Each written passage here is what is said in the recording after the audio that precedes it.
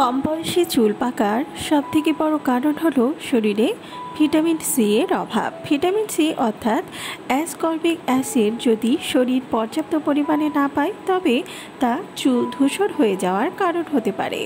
এতে চুল ঝরে যাওয়ার মতো সমস্যাও দেখা দিতে পারে। তবে ভিটামিন সি ছাড়াও রয়েছে আরও কারণ। আসলে ভিটামিন সি আমাদের শরীরে কোলাজেন তৈরি করতে সাহায্য করে এবং এটি চুলকে ধূসর হতে বাধা দেয়। শরীরে পর্যাপ্ত ভিটামিন সি থাকলে চুলের বৃদ্ধিও দ্রুত হয় এবং চুলের শুষ্কতা চলে যায়। ভিটামিন সি চুলের জন্য খুবই উপকারী এবং প্রয়োজনীয় উপাদান। ভিটামিন সি এর অভাব দূর করতে হলে আমাদের খাদ্যাভ্যাসে পরিবর্তন আনতে হবে। উল্লেখযোগ্য পরিমাণে ফল ও সবজি খেতে হবে।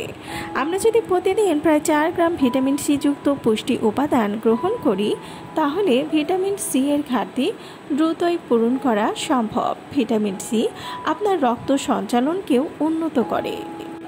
আবার ভিটামিন বিও দায়ী। শুধু ভিটামিন সি এর ঘাটতি না, ভিটামিন বি এর অভাবেও চুল পড়ে এবং চুলের রং সাদা হয়ে যায়। দীর্ঘদিন এসব ভিটামিনের ঘাটতি থাকলে টাক পড়ার আশঙ্কা থাকে। দুগ্ধজাত খাবারে প্রচুর পরিমাণে ভিটামিন বি পাওয়া যায়, তাই খাবারে দুধ, দই, পনিরের পরিমাণ বাড়াবেন। ভিটামিন বি6 এবং ভিটামিন বি12 চুলের বৃদ্ধির জন্য খুবই উপকারী। আবার ভিটামিন ডি এর ঘাটতি শুধু আমাদের হাড়েরই ক্ষতি করে না, এটা আমাদের চুলেরও ক্ষতি করে। গবেষণায় দেখা গেছে ভিটামিন ডি এর অভাবে চুল পাকতে শুরু করে।